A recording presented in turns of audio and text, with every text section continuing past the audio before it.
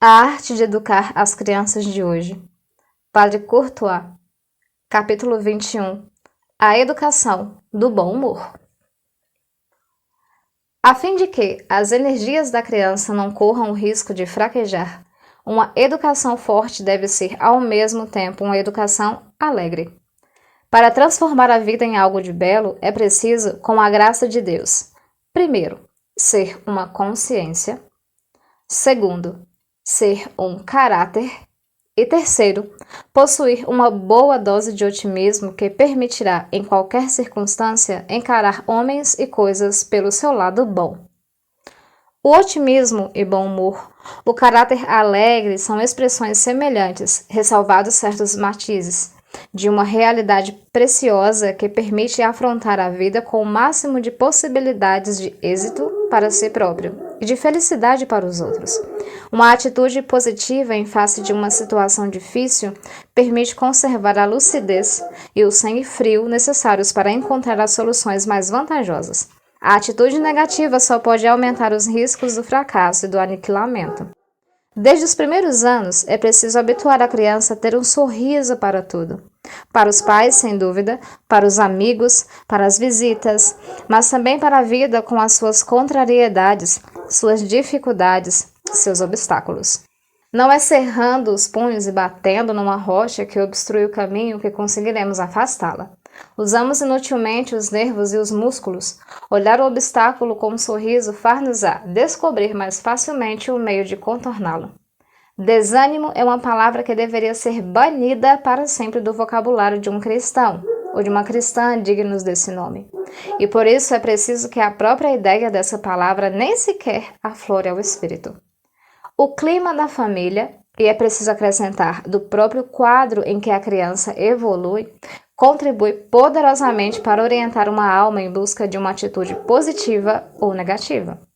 Onde os pais não fazem outra coisa senão gemer, criticar, queixar-se de tudo e de todos, onde o sol nunca penetra, onde tanto as paredes como os dias são cinzentos, como espantar-se de que a criança só encare a vida sob o seu aspecto mais sombrio, e que mais tarde, mesmo nos dias felizes em que a alegria se impunha, ela se recusa a desfrutá-la e a extrair-lhe novas energias sob o pretexto de isto não dura. Por que falar às crianças com um rosto severo? Não conseguiremos mais com a própria firmeza quando se torna amável e sorridente? A maioria dos pais desconhece as riquezas que perdem para si mesmo e para as crianças, não lhe sorrindo. O sorriso suaviza, acalma, pacifica, encoraja, estimula, tonifica. É como um raio de sol sem o qual as coisas não seriam o que são. E depois, é tão fácil quando se compreende a sua importância, mesmo que custe um pouco. Os resultados são tão grandes. Que pena privarmos-nos desse bem.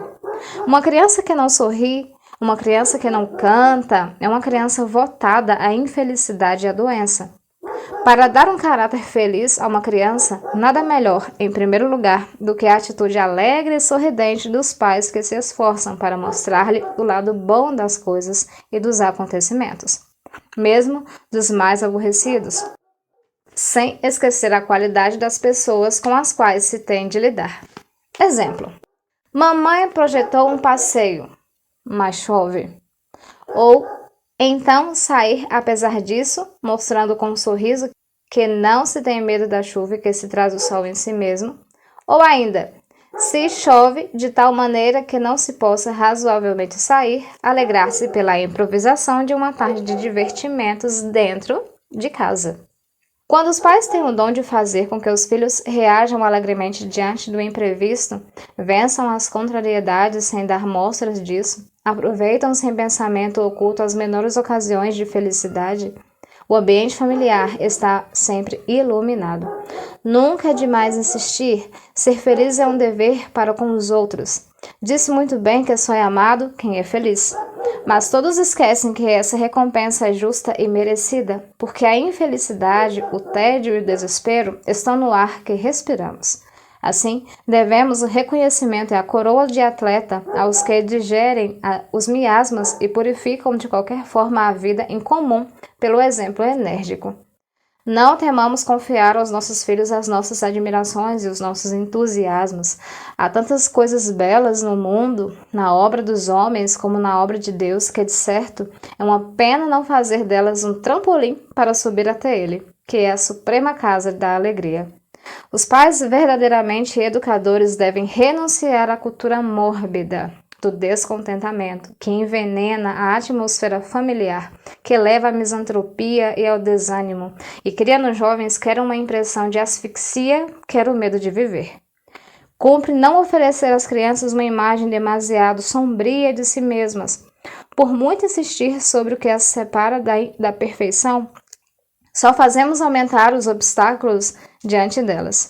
A maior parte dos educadores continua a exigir quase tudo da vontade das crianças, não se preocupando em facilitar-lhes o esforço ao agir sobre a sua imaginação.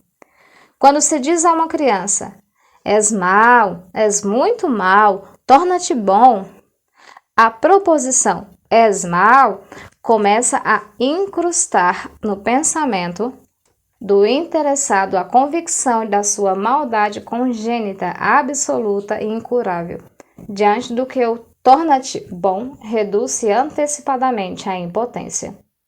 A felicidade é, antes de tudo, um modo de ver as coisas e uma arte de adaptar-se a elas. Sendo Deus a felicidade suprema, ver as coisas como são vistas por Deus é adaptar-se a elas à maneira de Deus.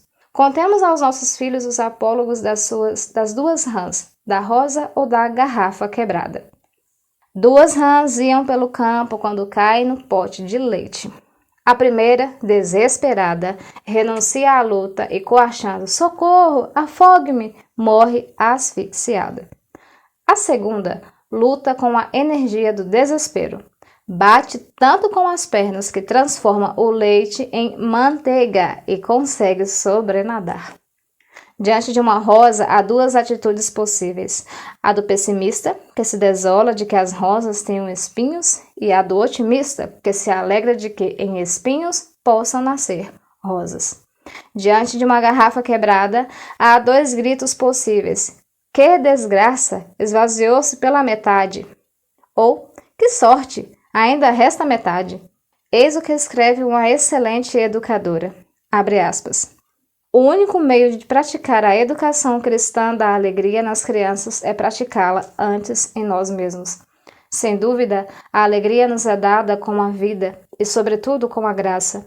Toda alma em estado de graça, por ter caridade, é uma alma em estado de alegria. Mas a alegria também deve ser conquistada. Saibamos, pois, conquistar nossa alegria e a das crianças.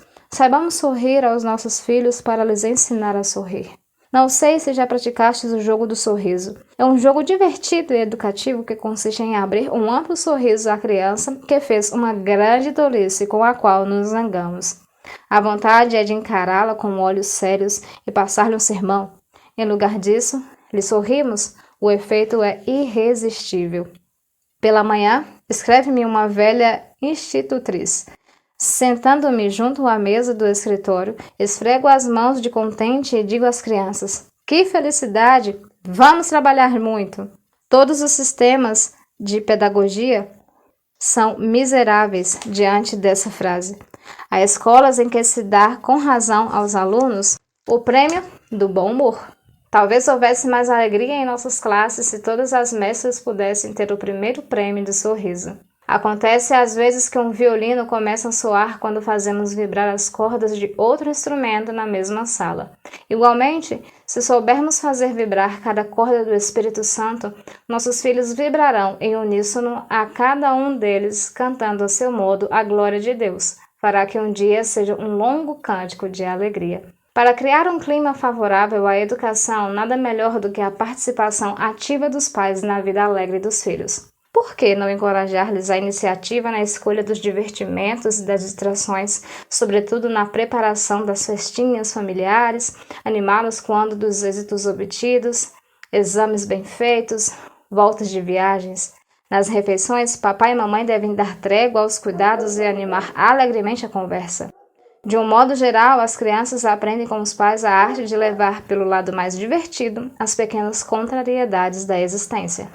As crianças têm necessidade de calma. A agitação e o nervosismo agem sobre elas como o vento sobre as dunas. Onde há furacão, os arbustos não crescem. Há na vida muito aborrecimento e dificuldades. Nada, porém, é mais funesto para o equilíbrio harmonioso da criança do que exibi-los a todo instante. Arriscamo-nos a criar ideias fixas que não deixam de ser perigosas. Como as plantas, a criança precisa de sol. A educação triste corta as asas. A educação alegre duplica o impulso de voar. O que é preciso a todo preço é impedir que no espírito das crianças a família seja um lugar fastidioso, monótono e penoso, lugar onde nos aborrecemos.